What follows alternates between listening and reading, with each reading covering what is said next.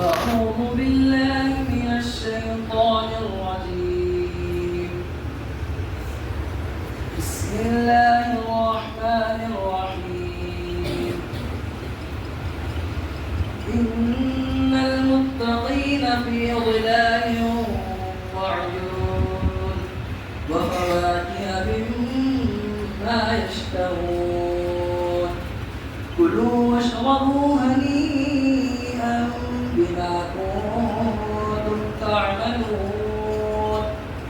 إنا كذلك نجزي المحسنين. ويل يومئذ للمكذبين. كلوا وتمتعوا قليلا إنكم مجرمون. ويل يومئذ للمكذبين.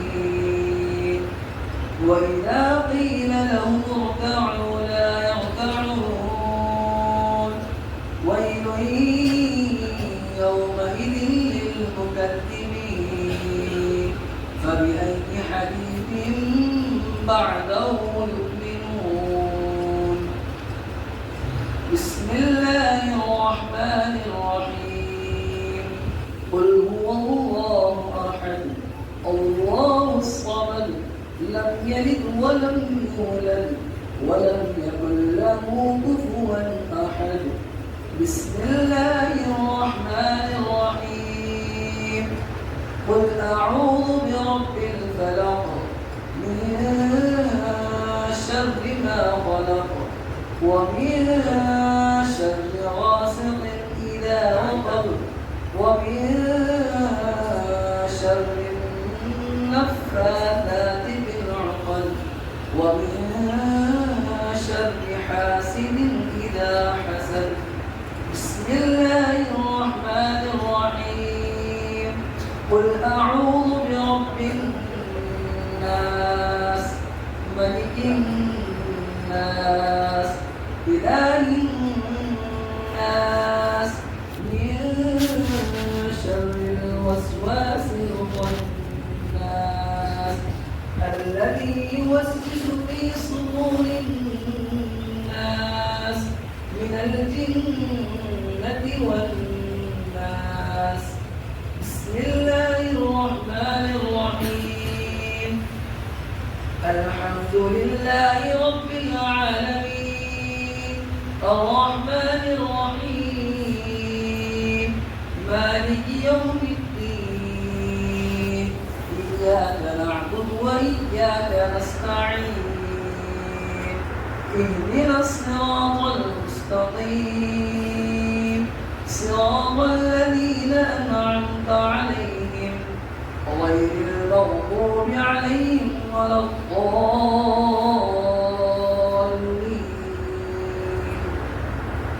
بسم الله الرحمن الرحيم. ألف لام ميم. ذلك الكتاب لا ريب فيه هدى للمتقين الذين يؤمنون بالغيب ويقيمون الصلاة ومما رزقناهم ينفقون. والذين يؤمنون بما أنزل إليك وما أنزل من قبلك وبالآخرة هم يوقنون. أولئك على هدى من ربهم وأولئك هم المفلحون. بسم الله الرحمن الرحيم. اللهم آنس وحشتي في قبري. اللهم ارحمني بالقرآن العظيم واجعله لي إماما ونورا وهدى ورحمة. اللهم ذكرني منه ما نسيت وعلمني منه ما جهلت وارزقني تلاوته آناء الليل وآناء النهار واجعله لي حجة يا رب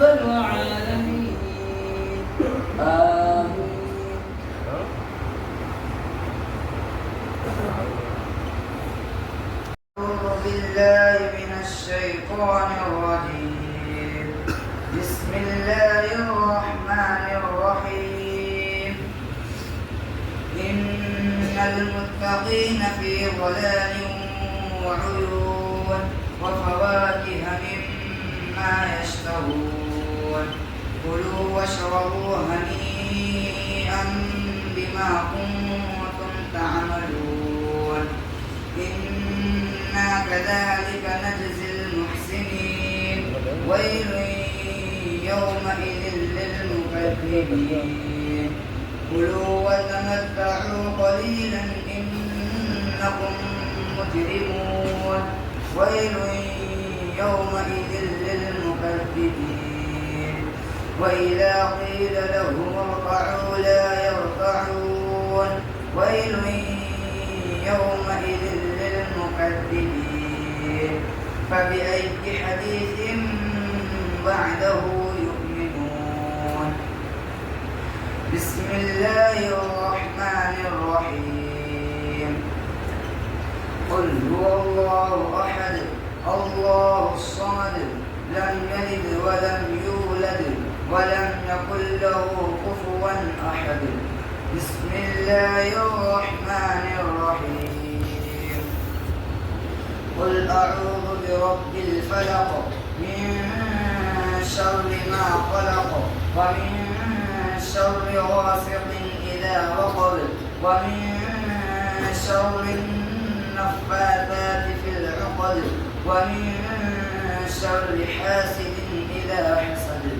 بسم الله الرحمن الرحيم.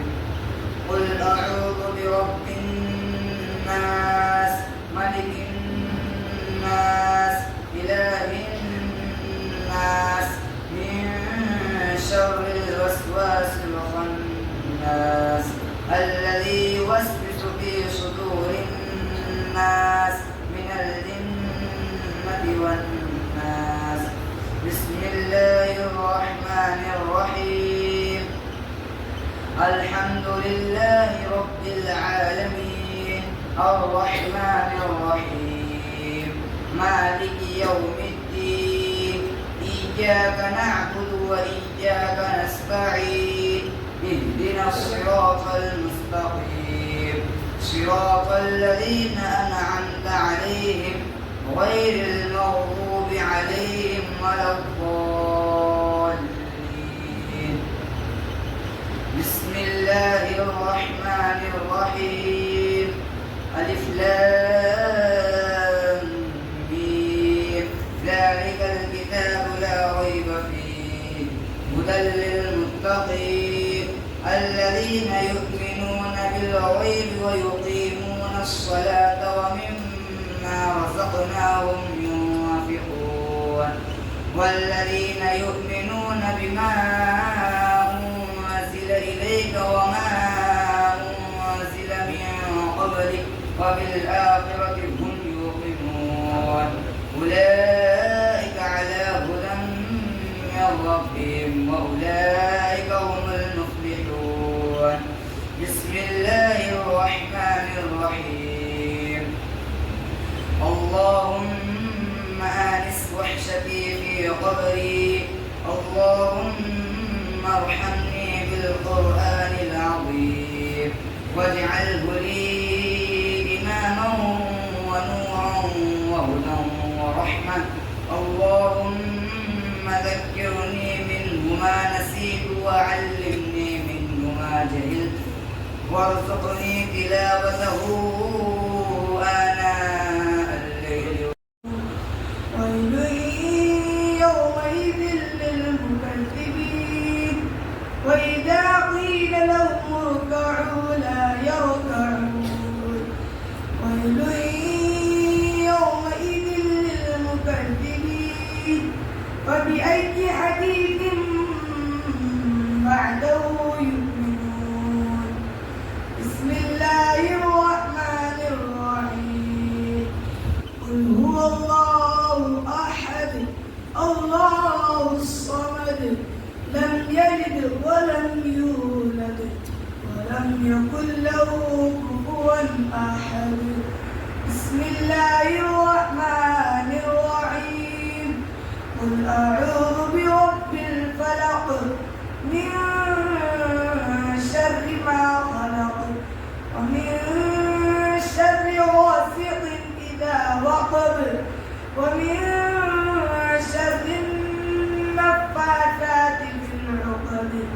ومن شر حاسد إذا حسد.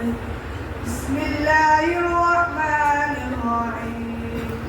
قل أعوذ برب الناس ملك الناس إله الناس من شر الوسواس الخناس الذي يوسوس في صدور الناس من الجنة والناس. بسم الله الرحمن الرحيم. الحمد لله رب العالمين الرحمن الرحيم مالك يوم الدين إياك نعبد وإياك نستعين اهدنا الصراط المستقيم صراط الذين أنعمت عليهم غير المغضوب عليهم ولا الضالين. بسم الله الرحمن الرحيم. ألف لام ميم ذلك الكتاب لا ريب فيه هدى للمتقين الذين يؤمنون بالغيب ويقيمون الصلاة ومما رزقناهم ينفقون والذين يؤمنون بما أنزل إليك وما أنزل من قبلك وبالآخرة هم يوقنون أولئك على هدى من ربهم وأولئك هم المفلحون. بسم الله الرحمن الرحيم.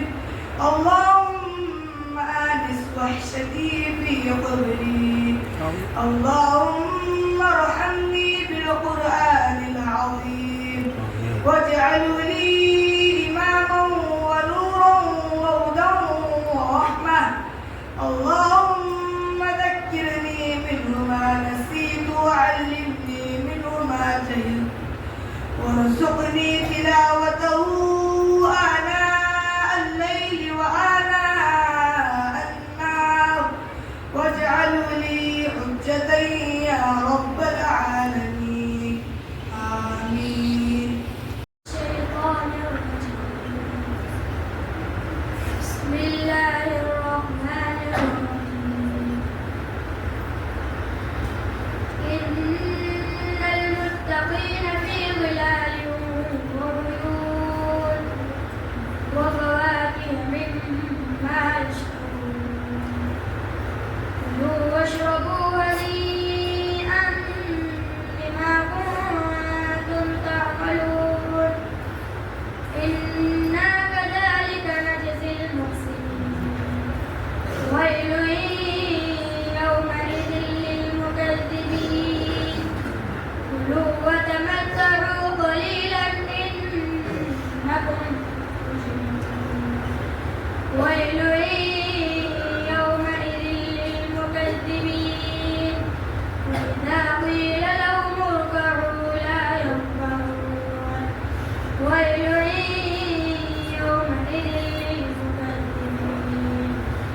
بأي حديث بعده يؤمنون. بسم الله الرحمن الرحيم. قل هو الله أحد الله الصمد لم يلد ولم يولد ولم يكن له كفوا أحد. بسم الله الرحمن الرحيم. قل أعوذ برب الفلق من شر ما خلق ومن شر غاسق إذا बहुत ही बड़ा एहसान और करम है कि अल्लाह ताला ने ऐसे माहौल में हमें कुरान करीम की खिदमत के लिए चुन लिया। अब ज़रूरत इस बात की है कि हमें इस कुरान की खिदमत के लिए अल्लाह ताला कबूल फरमा लें, क्योंकि अब हम सब آزمائش اور امتحان اور ابتلا کے اندر ہے، اللہ نے چن لیا۔ اب اللہ ہمیں کام، ہم سے اللہ تعالیٰ کام لے، تو کام لینے کے لیے اپنے آپ کو اللہ کے یہاں قبول کرانا پڑے گا، کیونکہ دنیا والوں کا دستور ہے کوئی کمپنی بناتے ہیں، کوئی کارخانہ بناتے ہیں، تو ملازموں کو لینے کے لیے ان کی درخواستیں لیتے ہیں، پھر ان کا انٹرویو لیتے ہیں، جو ان کے انٹرویو میں کامیاب ہوتا ہے اس کو بطور ملازمت کے اپنی کمپنی کا حصہ بناتے ہیں، پھر ان پر اعتماد کر کے ان سے کام لیتے ہیں۔ ایسی ہی اللہ تعالیٰ نے آپ حضرات کو اور ہمیں ایک دینی ادارے میں قرآن کی خدمت کے لیے چن لیا ہے۔ اب ہمارا اس زمانے میں امتحان ہوگا، ایک امتحان تو کتابوں کا ہوتا ہے، یہ تو ہونا ہے، اور ایک امتحان ہوتا ہے ہمارے مزاج کے خلاف کچھ باتیں آئیں گی، کچھ ماحول کے خلاف آئیں گی، کچھ طبیعت کے خلاف آئیں گی، اس کو بھی برداشت کرنا۔ تب جو ہے جب ہم جمیں گے برداشت کرتے ہوئے، تو پھر اللہ تعالیٰ ہم سے دنیا بھر میں قرآن کی خدمت کا اور امت کی امامت اور خطابت کا کام لے گی۔ تو اس کے لیے کیا ضروری ہے؟ اللہ تعالیٰ ہمیں قبول فرمائے، اس کے لیے کیا ضروری ہے؟ اس کے لیے اپنے اندر قبولیت کے صفات پیدا کرنا ضروری ہے۔ صفات والوں سے اللہ تعالیٰ کام لیتے ہیں، صلاحیت والوں سے کام نہیں چلتا۔ صلاحیت کے ساتھ اگر قابلیت کے ساتھ قبولیت ہے تو پھر نور علی نور ہے، لیکن صرف قابلیت یہ جو ہے معیار نہیں ہے کام لینے کا۔ صلاحیت ابو العلا مودودی کے اندر بھی تھی کہ 2 ہاتھ سے 2 مختلف قسم کے مضمون لکھتا تھا۔ صلاحیت تو ابو الفیض فیضی کے اندر بھی تھی، جنہوں نے کہ جس نے قرآن کی تفسیر بغیر نقطے والے حروف سے لکھی، لیکن اکبر بادشاہ نے گمراہی کا اور دینی الہی کے ایجاد میں آنے کا سبب و ذریعہ بن گئے۔ شیطان کے پاس بھی قابلیت موجود تھی، فرشتوں کا استاذ کہا جاتا تھا، طاؤوس الملائکہ کہا جاتا تھا، لیکن قبولیت کے صفات نہ ہونے سے مردود ہو گیا۔ اس لیے ہمیں صرف قابلیت پر نہیں جانا ہے، استعداد بنانے کی ہی چکر میں پڑ گئے، لیکن قبولیت کی صفات پیدا نہیں کی تو اللہ کام نہیں لے گا۔ تو ہمیں صفات و قبولیت ہمارے اندر آئے گی تو پھر اللہ تعالیٰ ہم سے امامت کا کام لے گا، امت کی ہدایت اور رہبری کا کام لے گا۔ سبق پرتو، صداقت کا، شجاعت کا، عدالت کا، یہ صفات ہیں۔ سبق پرتو، صداقت کا، شجاعت کا، عدالت کا لیا جائے گا جس سے کام دنیا کی امامت کا۔ صداقت بھی ہونا ضروری ہے، شجاعت بھی ہونا ضروری ہے، عدالت بھی ہونا ضروری ہے۔ یہ صفات ہیں کام لینے کے لیے۔ تو اللہ تعالیٰ کا فضل ہے کہ اللہ نے چن لیا ہے، اب اپنے آپ کو لگائے رکھنا، چاہے لاکھ حالات آ جائے اس سے گھبرانا نہیں، صبر اور استقامت کے ساتھ جو لگا رہے گا اللہ تعالیٰ اس کا اجر کبھی، صبر اور تقوی کے ساتھ جو لگا رہے گا اللہ تعالیٰ کبھی اس کا اجر ضائع نہیں کرتے ہیں۔ وَإِن تَصْبِرُوا وَتَتَّقُوا فَإِنَّ اللَّهَ لَا يُضِيعُ أَجْرَ الْمُحْسِنِينَ۔ صبر اور تقوی ہی دو چیزیں ہیں جو ہتھیار ہیں جو ہم کو ہر میدان میں کامیاب کرنے والے ہیں اور ہر مصیبت سے ہم کو نکالنے والے ہیں اور ہمیں منزل مقصود تک پہنچانے والے ہیں اور ہماری ساری تمناؤں کو کامیابی تک پہنچانے والے۔ یہ دو ہتھیار ہمیں ہونا چاہیے۔ یہ ہمیں قرآن کریم سے سبق ملتا ہے۔ یوسف علیہ السلام کی زندگی صبر اور تقوی سے بنی ہوئی تھی تو اللہ نے جیل کے سلاخوں سے نکال کر بادشاہ کے تخت پر بٹھایا۔ اللہ فضل ہے، کرم ہے کہ جو قرآن کی خدمت کے لیے چن لیا، اللہ قبول فرما لے، اللہ اخلاص کے ساتھ لگے رہنے والا بنا دے، اطاعت کے ساتھ چلنے والا بنا دے، نفسانی خواہشات سے ہماری حفاظت فرما۔ اللہ لعنت سے خل سے ہماری حفاظت فرما، حسد و غیبت سے مخ سے ہماری حفاظت فرما، روحانی گناہوں سے ہماری ساری امت کی حفاظت فرما۔ اے اللہ ہم تمام کے یہاں قبول فرما، بیٹھنا قبول فرما۔ اے اللہ ان معصوم بچوں نے اپنے سینے میں تیرا کلام محفوظ کر لیا ہے۔ اے اللہ اب یہ ان کا اے مالک اب ان کا سینہ یہ تیرے صفات کا مرکز بن گیا ہے۔ اے اللہ ان کے سینوں کو محفوظ فرما، ان کو صحت و عافیت کے ساتھ لمبی عمر نصیب فرما۔ اے اللہ انہیں اپنی رضا نصیب فرما۔ اے اللہ انہیں اے مالک ان کے حفظ کی حفاظت فرما۔ اے اللہ اپنے قرآن کے ذریعے سے دنیا کمانے سے ان کی حفاظت فرما۔ اس قرآن کے ذریعے سے سارے عالم میں اے مالک ہدایت کے ہوا کو عام و عام فرما لے۔ اے اللہ بچوں کو پڑھانے میں جن جن حضرات نے تعاون کیا ہے ان تمام معاونین کو بے حد قبول فرما لے۔ اے اللہ جو ان کے کفلا ہیں، اے اللہ جن کے کفیل ہیں، اے اللہ ان کو بھی جزا خیر عطا فرما، اور جو ان کے سرپرست والدین ہیں اے اللہ تو انہیں بھی جزا خیر عطا فرما کہ انہوں نے اپنے بچوں کو وہ چاہتے دنیا کے بڑے ڈگریاں حاصل کرا سکتے تھے لیکن انہوں نے اپنے بچوں کو قرآن کے وقف کر دیا۔ اے اللہ اس کی محبت انہیں بھی عطا فرما دے، ان کے ماں باپ کی دنیا بنا آخرت بنا، ان کے اولاد میں مجاہدین علماء حفاظ پیدا کرنے کو فیصلے فرما۔ اے اللہ ان کے ماں ان کی ماؤں کو بھی قبول فرما کہ جنہوں نے لخت جگر کو نکال کر کے ہمارے حوالے کیا، اے اللہ کا حق ادا نہ ہو سکا ہمیں معاف فرما دے، ان کی صحیح رہبری فرما، ان ماؤں کو بھی جزا عطا فرما جنہوں نے بچوں کو دنیاوی تعلیم میں لگانے کے بجائے دینی تعلیم میں لگایا اور قرآن کا مالک قرآن کا خادم انہیں بنانے کا موقع عطا فرمایا۔ اے اللہ بے شک ہمارے ماؤں کی قربانی کا ہی نتیجہ ہے کہ جنہوں نے اپنی محنت کر کے اے اللہ یہاں تک تمہیں پہنچایا، وہ چاہیے کہ ہمیں مالک علم والا بنایا، ہمیں کچھ پڑھنے کی کہنے کی توفیق عطا فرمائی، محنت کیا۔ اے اللہ اے مالک انہیں قبول فرما لے، انہیں اے مالک انہیں ہمارے لیے دنیا میں بھی جنت بنا، آخرت میں بھی جنت بنا، انہیں راضی کرنے والا بنا، نافرمانی سے ہماری حفاظت فرما۔ اے اللہ جو مرحومین ہیں ان کی مغفرت فرما، اے اللہ جو حیات ہیں انہیں سچی پکی توبہ کی توفیق عطا فرما۔